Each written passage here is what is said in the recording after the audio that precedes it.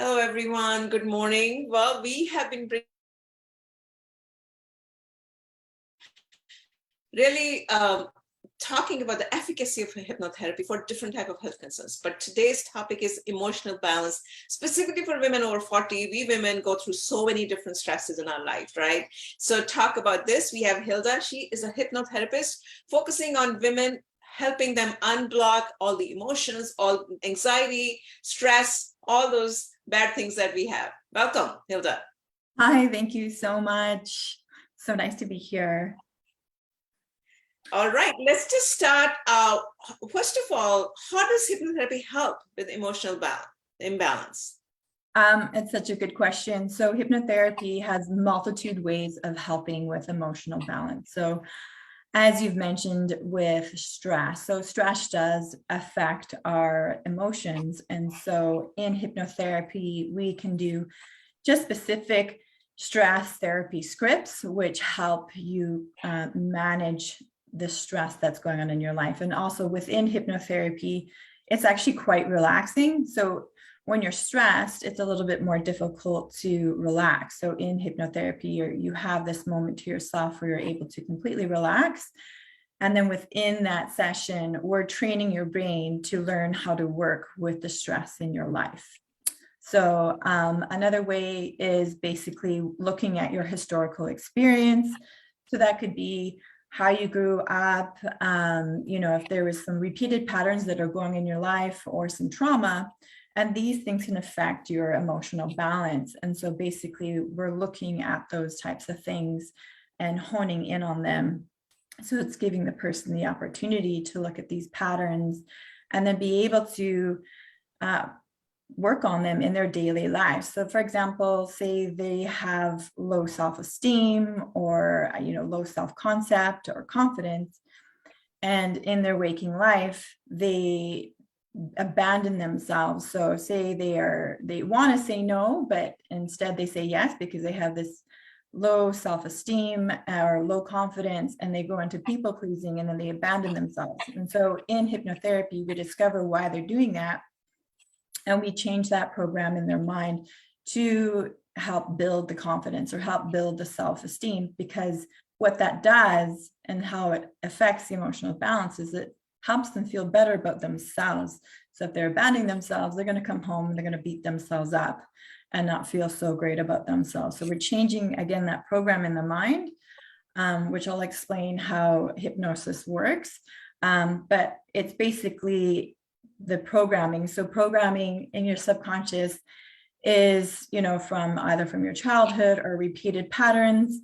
And basically what hypnosis does is it puts a person into relaxation, and it creates a communication system between your conscious mind and your subconscious mind so that we can get those new suggestions and belief systems into the brain so that they can start creating these new patterns and these new belief systems, because your belief systems sit in your subconscious mind. And so sometimes what people don't realize is that they're running on automatic.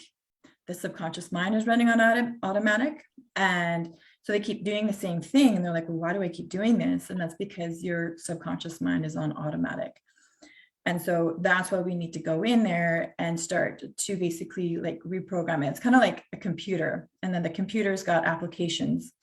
And so say, for example, you've got this application in your romantic life and that part needs to be updated. So you update it. So we need to be constantly updating our brain so that when we figure out that something's not working for us, then we can do some updates, and that will help in their daily life to start feeling better about themselves, which creates this emotional balance. So if women aren't feeling great about themselves in their 40s or whatever, this is the stuff in an area that they can absolutely look at in terms of creating an emotional balance. And another great aspect of hypnotherapy is the healing aspect of it. So the healing aspect of it, I do different types of techniques. I'm not sure if all hypnotherapists do these things, but I do age regression. And age regression basically allows us to hone in on the area that caused the initial problem in the first place. So we're not looking at the secondary symptom. we're looking at what caused it. We're going into the root issue.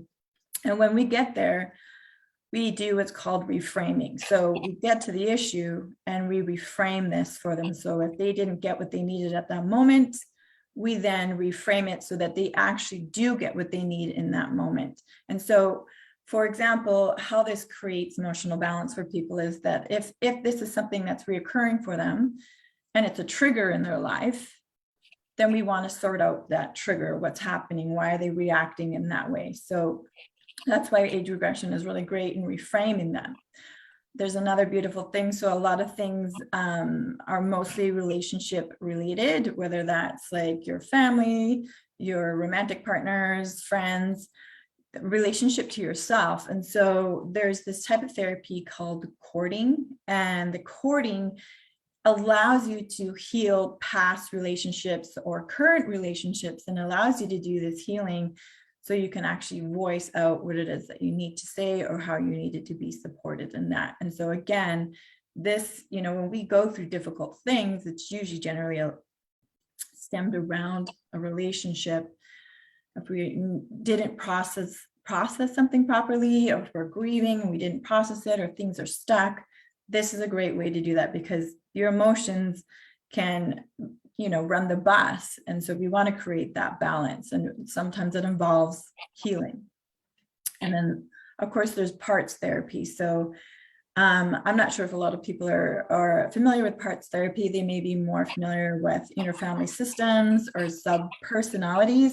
They're kind of similar. And basically I think what's really popular out there is inner child healing, or inner critic or inner protector, those types of things. And so sometimes what happens is that part of your brain decides, hey, okay, I'm going to protect you. And maybe they needed that part when, at the time, maybe they were little and this part jumped in. But basically we do age regression with that part, and able to help it let go and move on, so that it's not inhibiting them from moving on. So all of these things do affect a person's emotional well-being. And so creating that emotional balance for them, we need to look at all these different things for them. Yeah.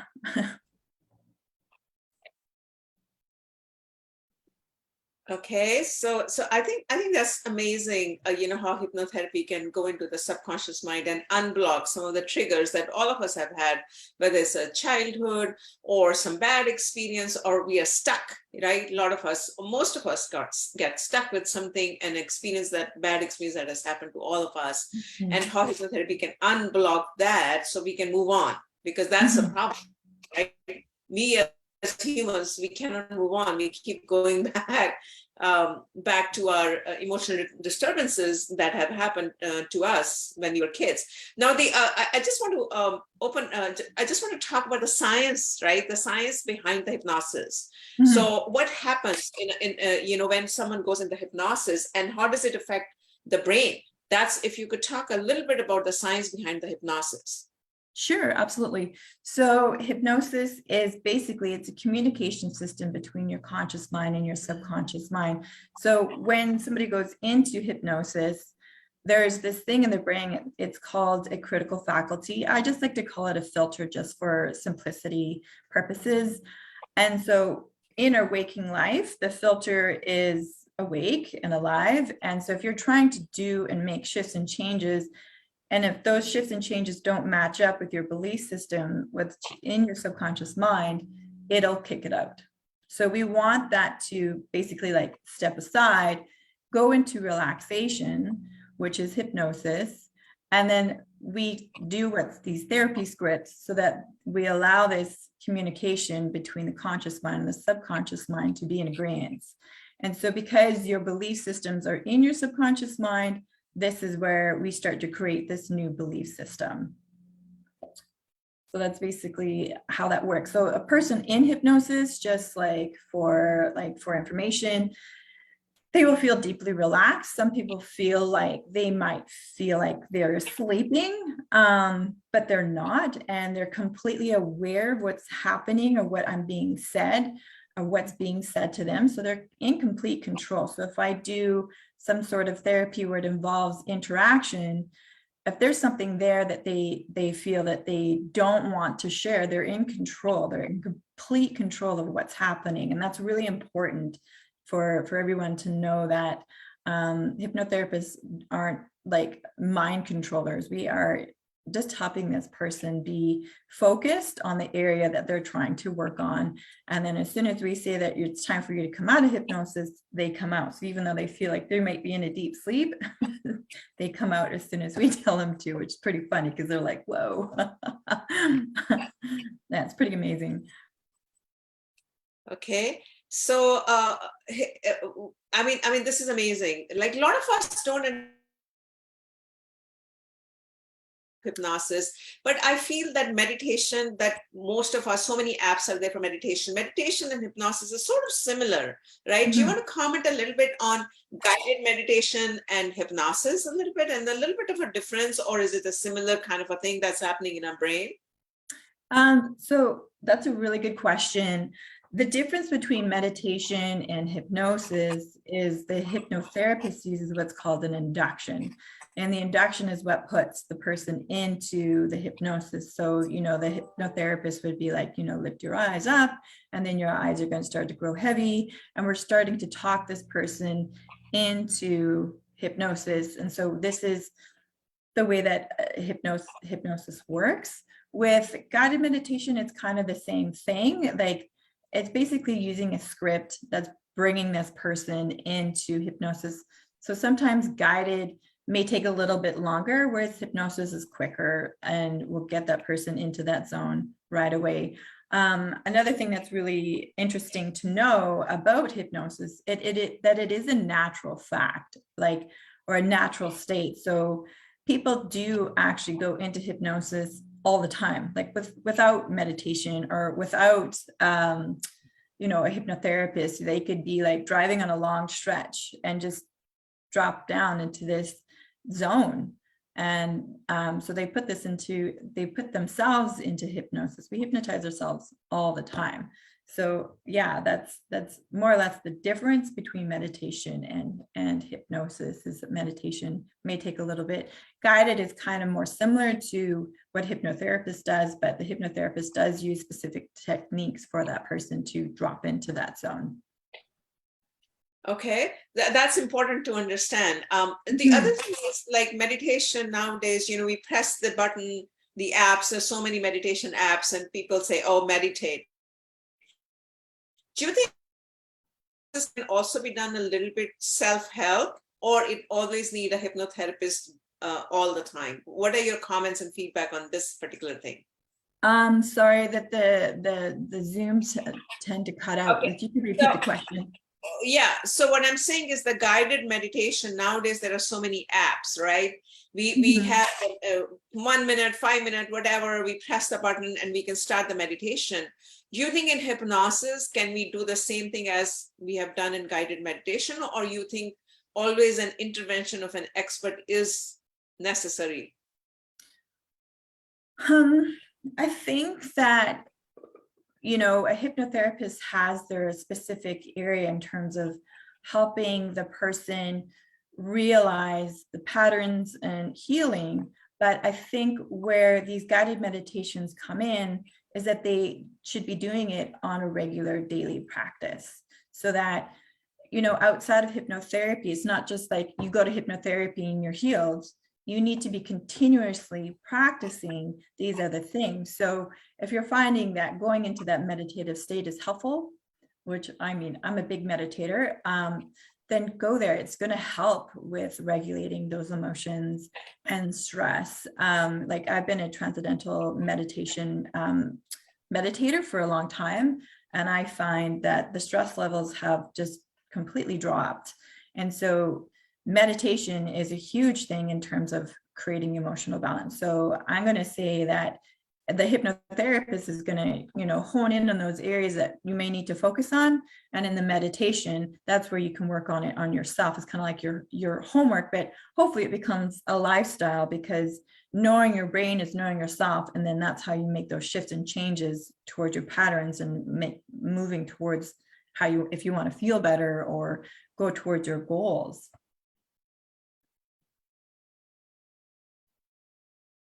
I think that's great. I mean, that is really great. The way you explain it is beautiful, because most of us don't understand the subtle differences between hypnotherapy and guided meditation. We take one against the other, but Mhm. understanding how the hypnosis could be a little bit more clinical, if I may say so, and guided meditation is more for self-help or a homework assignment or what we can do by ourselves. But if we need more intervention from an expert, then a hypnotherapy would be more effective, right? That's what I'm Mhm. just rephrasing what you explained, right? Yeah, I mean, that's exactly right. Because when I work with my clients and I tell them, like, you know, we're here, we're working together, but I give them homework. So I do mindset coaching as well. But if they're going through a really hard time, I encourage that meditation. I encourage that because that's going to help them just give them that rest, give that mental rest, because sometimes their brains are so active,